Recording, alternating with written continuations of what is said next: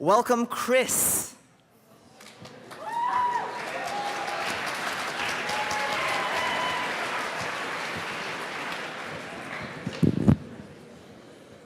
Hi, everybody.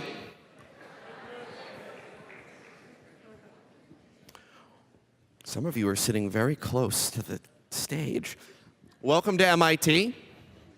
Thank you so much for traveling, whether it was from Massachusetts or Maine or Florida or California or wherever it is that you came from. Who was cheering? Was that Florida or California? Florida? Hard pass on Florida. So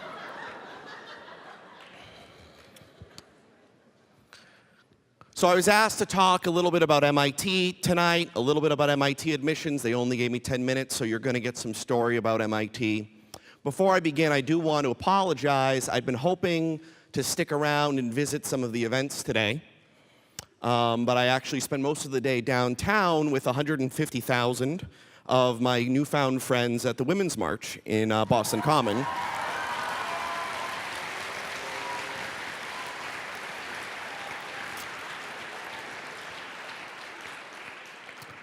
Thank you, but I actually don't want to talk politically because I think that the focus of this talk should be about Science Olympiad and MIT and what they can teach one about the other.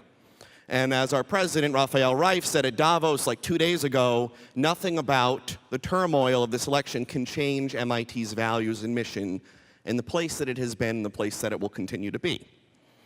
So Kenny, my friend Kenny Friedman over here, who helped run this thing and took one of my classes this past fall, told me that one of the great things about Science Olympiad, one of the things that he loved about it and that brought him here, is the fact that MIT and Science Olympiad share some of the same values. And I want to go back to the very beginning of MIT, to as far away from the current day as I can, to talk about what those values are. You know, some of you who may have studied Latin probably know that the word institute in the MIT name, or the word institution to talk about educational institutions more generally, comes from the Latin for custom or way of habit. Basically, the values that shape and persist and continuous traditions that cohere a thing together. So if you want to go back to the founding of MIT, the story begins in the mid-1800s. A bunch of people got together and basically thought that there was something fundamentally broken about education in the United States. And the thing that was basically broken was this. There are only two ways that you could be educated in the United States. We're going to oversimplify a bit. And that was if you were the member, the child of kind of the landed gentry, the aristocratic elite, right after the Revolutionary War, then you could go to one of the legacy institutions that had been founded by early settlers, mostly to convert Native Americans and train judges and things like that, that had themselves been founded on European universities that had been based on monasteries, and so you would study as a monk had studied. Which basically means you would read a text, and you would read a commentary on that text, and you would read a commentary on a commentary of that text, but you might not actually learn how to do anything useful and create things and solve problems as opposed to just reading what other people had thought about problems. Or you could apprentice to a master of a skilled trade and become a miller or a smith or a carpenter or a mason, and you would join a guild, and you would create things that were useful and beautiful and helped people, but you might not even be literate.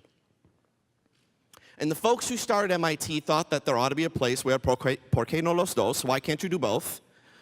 You should become a master of mind and hand, mens et manus, learning and doing, doing and learning, and so became the MIT motto, and so became MIT.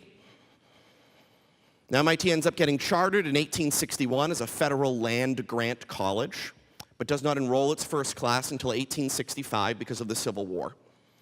And it's almost immediately evident that this is indeed a new and different kind of place.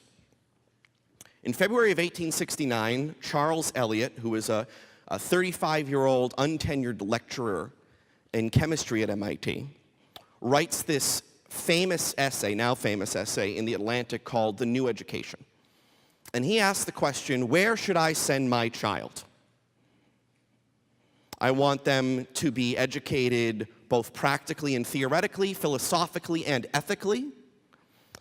We are in the middle of this great reconstruction, literally and figuratively, of the nation after the Civil War. What kind of education is going to give students the opportunity not only to build bridges and lay railroads and telegrams and telegraphs, but also to knit this nation back together? And he surveys all the different educational systems and points out their strengths and weaknesses, and he comes back to the MIT model. And he says, this is why I think this is the thing that's going to serve us in the future. 2 weeks after this article is published, he's poached to be the youngest president in Harvard's history. He then spends the next 50 years trying to acquire MIT on 5 separate occasions, turn it into Harvard's engineering school. Most people, brief detour, most people don't know this. MIT and Harvard merged twice. In 1903, 1904, they agree to be sold to Harvard, and then the 2 alumni bases revolt because they find each other revolting. 1914, MIT goes completely broke, and George Eastman anonymously donates $10 million to build the campus you're currently sitting in. And we've been apart ever since, but still have a good working relationship with our friends down the river under the general philosophy that it's better to keep your friends close and your enemies closer. Now, the most remarkable thing that happens to this new institution is not only this new educational model, and these new courses of study and everything else after Charles Eliot writes this essay and after MIT starts accepting students, but because it serves a new and different kind of student at this moment of national importance, you start enrolling a different kind of student, students who had not previously gone to college or gotten the type of education that MIT offered.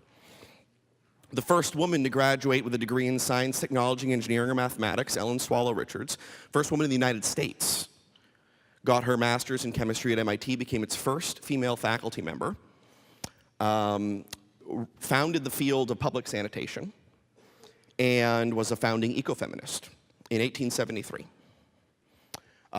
Robert Robinson Taylor, a black man, integrated MIT in 1888, became America's first black architect, and ended up designing many of the HBCUs, becoming an early vice president of Tuskegee. Almost immediately, international students who couldn't study at Harvard ended up coming to MIT, especially Chinese nationals and Indian nationals, some of whom went back and founded the Indian Institutes of Technology and created a really strong intercontinental legacy. To this day, we have students from all 50 states, even Florida, at MIT as undergraduates. Over 1,000 high schools represented. 76% of our students went to public high schools. About 16% of students at MIT are the first generation in their family to go to college. That includes our president, the aforementioned Raphael Reif, our dean of admissions, Stu Schmill, our director of admissions, Matt McGann, and a whole bunch of other people. Because the story of MIT, the dream of MIT, the ideas of MIT, the values of MIT have always been that we don't care who you are, or where you're from, or what you want to do, or who you want to do with, but rather what you can do to improve the world around you with the resources of an MIT education. Every year when we start the admission season, our dean points to the mission statement, which talks about using science and technology to make the world a better place.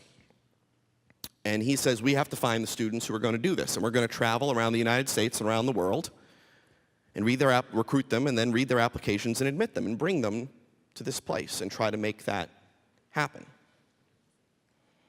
Now, some of you may choose to leave here and you may choose to apply to MIT.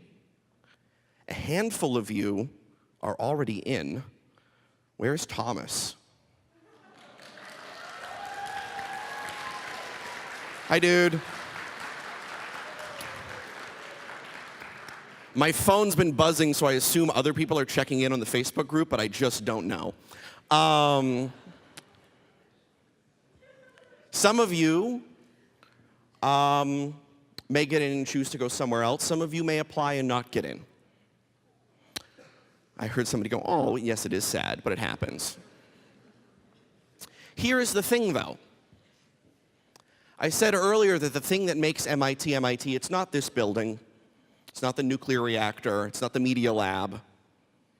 It's these values and ideas and traditions that make this place what it is, just as they make Science Olympiad what it is. And those are portable. You can take those with you wherever you go. Today, and tomorrow, and the day after that, and the day after that, for the rest of your lives. Thank you for coming. Congratulations for being here. Good luck to those of you who are finding out about awards. And I'll talk to you all later.